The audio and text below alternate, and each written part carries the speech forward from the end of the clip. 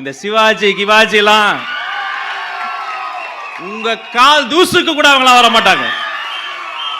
இதோ ஒரு சிங்கப்பெண் வருகிறாள், அருமை தங்கை காவ்யா.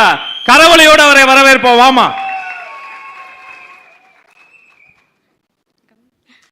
பேச வாய்ப்பு கொடுத்த எல்லாருக்கும் ஃபர்ஸ்ட் நன்றி.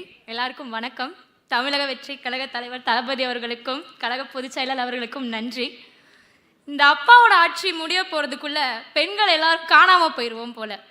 அப்படி ஒரு பாதுகாப்பற்ற சூழல்ல தான் தமிழ்நாட்டு பெண்கள் வாழ்ந்துட்டு இருக்கோம். வெல்வோம் ஒன்றாக, வெல்லும் தமிழ் பெண்கள்னு புரட்சி வசனம் பேசுறாங்கல்ல. இந்த திராவிட மாடல் ஆட்சியில இந்த 4.5 வருஷத்துல பெண்களுக்கு நடந்த கொடுமை எத்தனையோ இருக்கு.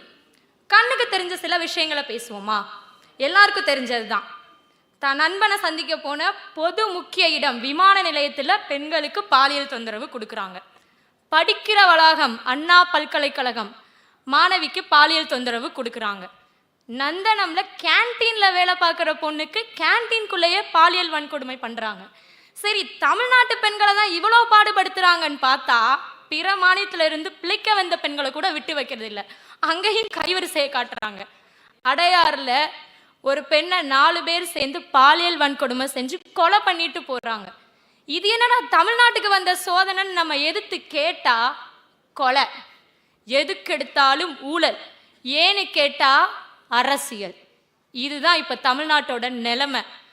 இன்னைக்கு நம்ம தமிழக வெற்றி கழகத்துல இத்தனை பெண்கள் இணைஞ்சிருக்காங்கன்னா இது எதுவுமே, அப்பா அவர்களே நல்லா கேட்டுக்கோங்க, இது எதுவுமே தேடி சேர்த்த கூட்டம் கிடையாது, தானா சேர்ந்த கூட்டம். நாங்க ஏஜென்சி மூலமா ஆள் வச்சு எடுக்கல.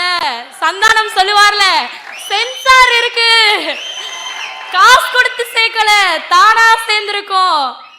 தமிழக வெற்றி கழகத்துல இத்தனை பெண்கள் இவ்வளவு பேரு தைரியமா இன்னைக்கு வந்து பேசுறாங்க, தைரியமா தன்னை ஒரு கட்சியில இணைச்சுக்கிறாங்க, அரசியல்ல ஆர்வம் காட்டுறாங்கன்னா அதுக்கு ஒரே காரணம் தான், பெண்கள் நாங்க சேர்ந்த கட்சி எப்படி, அக்கட்சி தலைவர் எப்படி, அக்கட்சியும் அக்கட்சி தலைவரும் பெண்களுக்கு கொடுக்கிற மரியாதை அப்படி, முக்கியத்துவம் அப்படி, பாதுகாப்பு அப்படி, பங்களிப்பு அப்படி.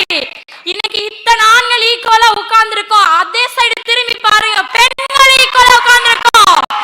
எந்த கட்சியில பார்த்திருக்கீங்க இத? பெண்கள் இவ்வளவு தைரியமா பேசுறோம் அப்படின்னா தமிழக வெற்றி கழகம் தம் பெண்களுக்கு கொடுக்கிற முக்கியத்துவம், அப்படிப்பட்ட பங்களிப்பு அது. ஆனா உங்க கட்சியில பார்த்தா நம்ம சொல்லக்கூடாது, தொகுதியில நிக்க கூட பங்களிப்பு இருக்க மாட்டேங்குது, முக்கியத்துவம் இருக்க மாட்டேங்குது. அப்புறம் எப்படி தமிழ்நாட்டு பெண்களுக்கு முக்கியத்துவம் இருக்கும்? ஒரு கட்சி ஆட்சிக்கு வரதுக்கு முன்னாடியே இவ்வளவு மாற்றங்களை பெண்களுக்கு மத்தியில ஏற்படுத்தி இருக்கு, இங்க கொண்டு வந்து நிறுத்தி இருக்குன்னா, ஆட்சி நாங்க அமைச்சோனா, முதலமைச்சர் ஆனோனா எவ்வளவு பெரிய மாற்றத்தை கொடுப்போன்றதுக்கு இந்த சத்தம் தான் உதாரணம். எங்களுக்காக இல்லைனாலும் பெண்களோட பாதுகாப்புக்காகவும் இந்த முன்னேற்றம் இன்னும் அதிகமானதுக்காகவும் நீங்க முதலமைச்சர் ஆகணும் அண்ணா. தியாகம் அண்ணா சொன்ன மாதிரி அடுத்த வருட 4ஆம் ஆண்டு தொடக்க விழா முதலமைச்சர் விஜய் அவர்கள் நாங்க கூப்பிடணும். கூப்பிடுவோமா? தமிழக வெற்றி கழகம் வாழ்க, தளபதி விஜய் வாழ்க.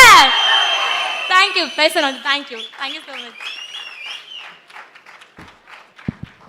சிங்கப்பெண் காவ்யா அவர்களுக்கு வாழ்த்து.